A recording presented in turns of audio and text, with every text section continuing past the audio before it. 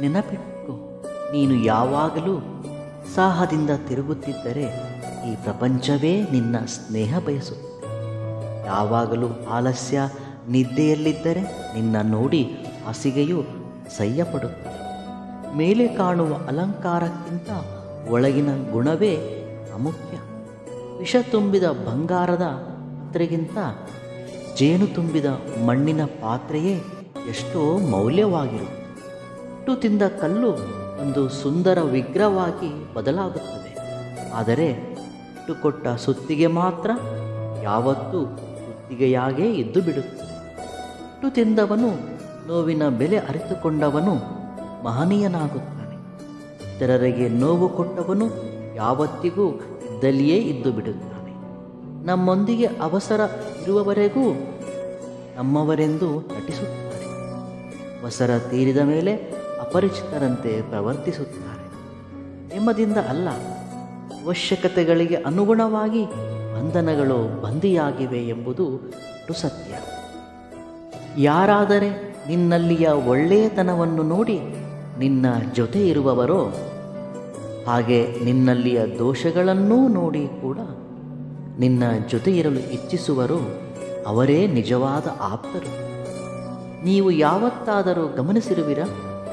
ಹಣ ಸಂಪಾದನೆಯಲ್ಲಿ ಮುಳುಗಿರುವ ಮನುಷ್ಯನಿಗೆ ಈ ಲೋಕದ ಜೊತೆ ಸಂಬಂಧವಿರುವುದಿಲ್ಲ.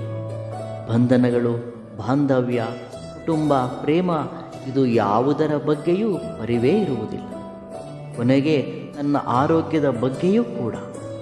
ಜೀವನಕ್ಕೆ ಹಣ ಅತ್ಯವಶ್ಯಕ, ಆದರೆ ಹಣ ಗಳಿಸುವುದೇ ಜೀವನವಲ್ಲ.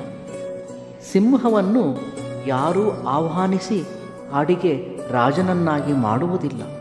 ಅದಕ್ಕಿರುವ ಶಕ್ತಿ, ಸಾಮರ್ಥ್ಯ ಮತ್ತು ಗಂಭೀರತೆಯೇ ಆ ಸ್ಥಾನವನ್ನು ತಂದುಕೊಡುತ್ತದೆ. ಹಾಗೆಯೇ ಮನುಷ್ಯನಿಗೂ ಸಹ. ಸಮುದ್ರದ ಅಲೆಗಳು ಮತ್ತು ಕೆಲವು ಜನರ ಕನಸುಗಳು ಎರಡೂ ಒಂದೇ. ಅಲೆಗಳು ದಡ ಸೇರಿದ ಹಾಗೆ ಸೇರಿ ಮತ್ತೆ ಹಿಂತಿರುಗಿ ಹೋಗುತ್ತವೆ.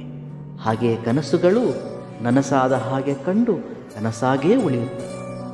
ಜೀವನದಲ್ಲಿ ದೃಢ ನಿಶ್ಚಯವಿದ್ದರೆ ಕೆಲವೊಂದು ಸಮಸ್ಯೆಗಳಿಗೆ ಮುಕ್ತಾಯ ಕಲ್ಪಿಸಬಹುದು. ಪ್ರತಿ ಕಣ್ಣುಗಳು ನಮ್ಮ ಏಳಿಗೆಯನ್ನು ನೋಡಲು ಬಯಸುತ್ತವೆ ಎಂದು ತಿಳಿದುಕೊಳ್ಳಬೇಡ. ಕೆಲವು ಕಣ್ಣುಗಳು ನಮ್ಮ ಪತನ ಮತ್ತು ನಾಶವನ್ನು ಆಶಿಸುತ್ತವೆ. ಜಾಗ್ರತೆಯಿಂದ ಪ್ರತಿಯೊಂದು ನನಗಿಷ್ಟವಾದ ರೀತಿಯಲ್ಲೇ ಇರಬೇಕು ಮತ್ತು ನಾನು ಹೇಳಿದ್ದೇ ಕೇಳಬೇಕು ಅಂತ ತಿಳಿದುಕೊಳ್ಳುವುದೇ ಮೂರ್ಖತನ. ಇತರರ ಮನಸ್ಸು ಮತ್ತು ಮಾತುಗಳನ್ನು ಅರ್ಥ ಮಾಡಿಕೊಂಡರೆ ಇಬ್ಬರ ನಡುವಿನ ಬಾಂಧವ್ಯ ಉನ್ನತವಾಗಿರುತ್ತದೆ. ಯಾವತ್ತಾದರೂ ಗಮನಿಸಿರುವಿರಾ? ಇಷ್ಟವಾದರೆ ದೊಡ್ಡ ತಪ್ಪು ಕೂಡ ಚಿಕ್ಕದಾಗೇ ಕಾಣುತ್ತದೆ. ಇಷ್ಟವಿಲ್ಲದಿದ್ದರೆ ಚಿಕ್ಕ ತಪ್ಪು ಕೂಡ ದೊಡ್ಡದಾಗೇ ಕಾಣುತ್ತದೆ ಎಂದು. ಜೀವನದಲ್ಲಿ ಈ ಮೂರೂ ವ್ಯಕ್ತಿಗಳನ್ನು ಮರೆಯಬೇಡಿ. ಕಷ್ಟದಲ್ಲಿ ನಿನ್ನ ಜೊತೆ ಇದ್ದವನನ್ನು, ಕಷ್ಟದಲ್ಲಿ ನಿನ್ನ ಜೊತೆ ತೊರೆದವನನ್ನು, ಮುಖ್ಯವಾಗಿ ಕಷ್ಟಕ್ಕೆ ನಿನ್ನನ್ನು ತೋಡಿದವನನ್ನು. ಆಸೆಗೆ ಅಂತ್ಯ ಇರುವುದಿಲ್ಲ, ಹಾಗೆ ಹಣಕ್ಕೆ ಪದ್ಧತಿ ಇರುವುದಿಲ್ಲ. ಈ ಎರಡರ ಹಿಂದೆ ಓಡುವವನಿಗೆ ಮನಃಶಾಂತಿ ಇರುವುದಿಲ್ಲ. ಜೀವನವನ್ನು ಅರ್ಥ ಮಾಡಿಕೊಂಡವರು ಹೆಚ್ಚಾಗಿ ಒಂಟಿಯಾಗಿರಲು ಬಯಸುತ್ತಾರೆ. ಏಕೆಂದರೆ ನಾವು ಈ ಪ್ರಪಂಚಕ್ಕೆ ಒಂಟಿಯಾಗೇ ಬಂದಿರುವೆವು ಮತ್ತು ಒಂಟಿಯಾಗೇ ಹೋಗುವೆವು ಎಂದು ಅರ್ಥ ಮಾಡಿಕೊಂಡಿರುವುದು. ಇವೆಲ್ಲವುಗಳಲ್ಲಿ ನಿಮಗಿಷ್ಟವಾದ ಸೂಕ್ತಿಯನ್ನು ಕಾಮೆಂಟ್ ಮುಖಾಂತರ ತಿಳಿಸಿ. ವಿಡಿಯೋ ಇಷ್ಟವಾದಲ್ಲಿ ಸಬ್ಸ್ಕ್ರೈಬ್ ಮಾಡಿ ಮತ್ತು ಲೈಕ್ ಮಾಡಿ.